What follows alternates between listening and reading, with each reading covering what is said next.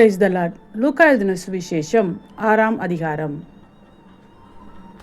பஸ்கா பண்டிகையின் 2ஆம் நாளைக்கு பின்வந்த முதலாம் ஓய்வு நாளிலே அவர் பயிர் வழியே நடந்து போகையில் அவருடைய சீஷர்கள் கதிர்களை கொய்து கைகளினால் நிமிட்டி தின்றார்கள். பரிசேயரில் சிலர் அவர்களை நோக்கி, ஓய்வு நாளில் செய்யத்தகாததை நீங்கள் ஏன் செய்கிறீர்கள் என்று கேட்டார்கள். இயேசு அவர்களுக்கு பிரதியுத்தரமாக, தாவீதும் அவனோடு இருந்தவர்களும் பசியாய் இருந்தபோது செய்ததை நீங்கள் வாசிக்கவில்லையா? அவன் தேவனுடைய வீட்டில் பிரவேசித்து ஆசாரியர் மாத்திரமே தவிர வேறொருவரும் புசிக்கத்தகாத தேவ சமூகத்து அப்பங்களை கேட்டு வாங்கி தான் புசித்ததும் அன்றி தன்னுடனே கூட இருந்தவர்களுக்கும் கொடுத்தானே என்று சொன்னார். மேலும் மனுஷகுமாரன் ஓய்வு நாளுக்கும் ஆண்டவராய் இருக்கிறார் என்றார். வேறொரு ஓய்வு நாளிலே அவர் ஜெப ஆலயத்தில் பிரவேசித்து உபதேசித்தார். அங்கே சூம்பின வலது கையை உடைய ஒரு மனுஷன் இருந்தான். அப்பொழுது வேதபாரகரும் பரிசேயரும் அவரிடத்தில் குற்றம் பிடிக்கும்படி ஓய்வு நாளில் சொஸ்தமாக்குவாரோ என்று அவர் மேல் நோக்கமாயிருந்தார்கள். அவர்களுடைய சிந்தனைகளை அவர் அறிந்து சூம்பின கையையுடைய மனுஷனை நோக்கி, நீ எழுந்து நடுவே நில் என்றார். அவன் எழுந்து நின்றான். அப்பொழுது இயேசு அவர்களை நோக்கி, நான் உங்களிடத்தில் ஒன்று கேட்கிறேன். ஓய்வு நாட்களில் நன்மை செய்வதோ தீமை செய்வதோ, ஜீவனை காப்பதோ அழிப்பதோ எது நியாயம் என்று கேட்டு அவர்கள் எல்லாரையும் சுற்றி பார்த்து அந்த மனுஷனை நோக்கி, உன் கையை நீட்டு என்றார். அப்படியே அவன் தன் கையை நீட்டினான். உடனே அவன் கை மறு கையை போல சொஸ்தமாயிற்று. அவர்களோ மூர்க்க வெறி கொண்டு இயேசுவை என்ன செய்யலாம் என்று ஒருவரோடொருவர் ஆலோசித்தார்கள். அந்நாட்களிலே அவர் ஜெபம் பண்ணும்படி ஒரு மலையின் மேல் ஏறி ராம் முழுவதும் தேவனை நோக்கி ஜெபம் பண்ணி கொண்டிருந்தார். பொழுது விடிந்தபோது அவர் தம்முடைய சீஷர்களை வரவழைத்து அவர்களில் 12 பேரை தெரிந்து கொண்டு அவர்களுக்கு அப்போஸ்தலர் என்று பெயரிட்டார். அவர்கள் யாரெனில், பேதுரு என்று தாம் பெயரிட்ட சீமோன், அவன் சகோதரனாகிய அந்திரேயா, யாக்கோபு, யோவான், பிலிப்பு, பர்த்தலோமேயு, மத்தேயு, தோமா, அல்பேயுவின் குமாரனாகிய யாக்கோபு, செலோத்தே என்னப்பட்ட சீமோன், யாக்கோபின் சகோதரனாகிய யூதா, துரோகியான யூதாஸ்காரியோத்து என்பவர்களே. பின்பு அவர் அவர்களுடனே கூட இறங்கி சமனான ஒரு இடத்திலே நின்றார்.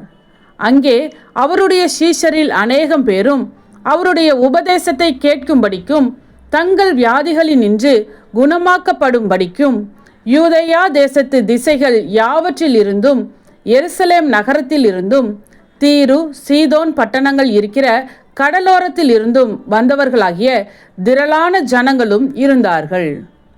அசுத்த ஆவிகளால் வாதிக்கப்பட்டவர்களும் வந்து ஆரோக்கியம் அடைந்தார்கள்.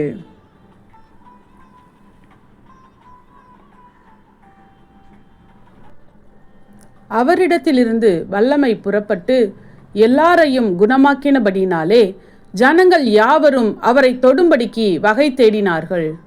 அப்பொழுது அவர் தம்முடைய சீஷர்களை நோக்கி பார்த்து, தரித்திரராகிய நீங்கள் பாக்கியவான்கள், தேவனுடைய ராஜ்யம் உங்களுடையது. இப்பொழுது பசியாயிருக்கிற நீங்கள் பாக்கியவான்கள், திருப்தி அடைவீர்கள். இப்பொழுது அழுகிற நீங்கள் பாக்கியவான்கள், இனி நகைப்பீர்கள். மனுஷகுமாரன் நிமித்தமாக ஜனங்கள் உங்களை பகைத்து உங்களை புறம்பாக்கி உங்களை நிந்தித்து உங்கள் நாமத்தை பொல்லாததென்று தள்ளிவிடும்போது நீங்கள் பாக்கியவான்களாய் இருப்பீர்கள். அந்நாளிலே நீங்கள் சந்தோஷப்பட்டு கலிகூறுங்கள், பரலோகத்தில் உங்கள் பலன் மிகுதியாயிருக்கும். அவர்களுடைய பிதாக்கள் தீர்க்கதரிசிகளுக்கும் அப்படியே செய்தார்கள். ஐஸ்வர்யவான்கள் ஆகிய உங்களுக்கு ஐயோ, உங்கள் ஆறுதலை நீங்கள் அடைந்து தீர்ந்தது. திருப்தி உள்ளவர்களாய் இருக்கிற உங்களுக்கு ஐயோ, பசியாய் இருப்பீர்கள். இப்பொழுது நகைக்கிற உங்களுக்கு ஐயோ, இனி துக்கப்பட்டு அழுவீர்கள். எல்லா மனுஷரும் உங்களை குறித்து புகழ்ச்சியாய் பேசும்போது உங்களுக்கு ஐயோ, அவர்கள் பிதாக்கள் கள்ள தீர்க்கதரிசிகளுக்கும் அப்படியே செய்தார்கள். எனக்கு செவி கொடுக்கிற உங்களுக்கு நான் சொல்லுகிறேன், உங்கள் சத்துருக்களை சிநேகியுங்கள், உங்களை பகைக்கிறவர்களுக்கு நன்மை செய்யுங்கள், உங்களை சபிக்கிறவர்களை ஆசீர்வதியுங்கள், உங்களை நிந்திக்கிறவர்களுக்காக ஜெபம் பண்ணுங்கள்.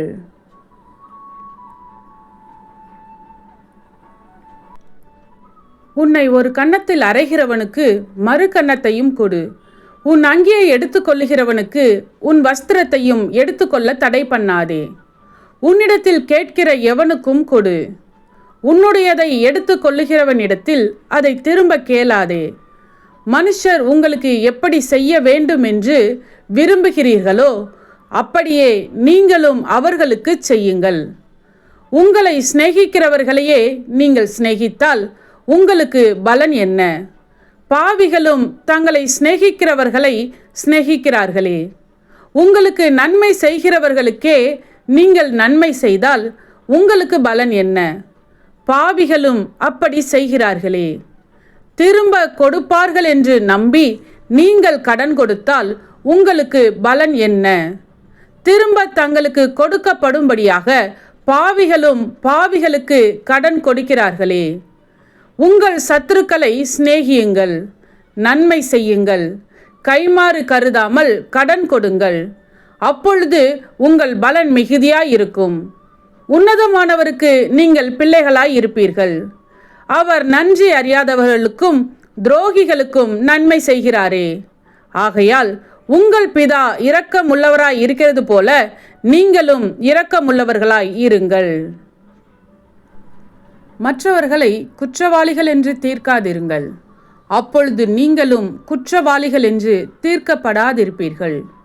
மற்றவர்களை ஆக்கினைக்குள்ளாகும்படி தீர்க்காதிருங்கள், அப்பொழுது நீங்களும் ஆக்கினைக்குள்ளாக தீர்க்கப்படாதிருப்பீர்கள். விடுதலை பண்ணுங்கள், அப்பொழுது நீங்களும் விடுதலை பண்ணப்படுவீர்கள். கொடுங்கள், அப்பொழுது உங்களுக்கும் கொடுக்கப்படும். அமுக்கி குலுக்கி சரிந்து விழும்படி நன்றாய் அளந்து உங்கள் மடியிலே போடுவார்கள். நீங்கள் எந்த அளவினால் அளக்கிறீர்களோ அந்த அளவினால் உங்களுக்கும் அளக்கப்படும் என்றார். பின்னும் அவர் ஒரு உவமையை அவர்களுக்கு சொன்னார். குருடனுக்கு குருடன் வழிகாட்டக்கூடுமோ? இருவரும் பள்ளத்தில் விழுவார்கள் அல்லவா? சீஷன் தன் குருவுக்கு மேற்பட்டவன் அல்ல. தேறினவன் எவனும் தன் குருவை போல் இருப்பான். நீ உன் கண்ணில் இருக்கிற உத்திரத்தை உணராமல் உன் சகோதரன் கண்ணில் இருக்கிற துரும்பை பார்க்கிறது என்ன?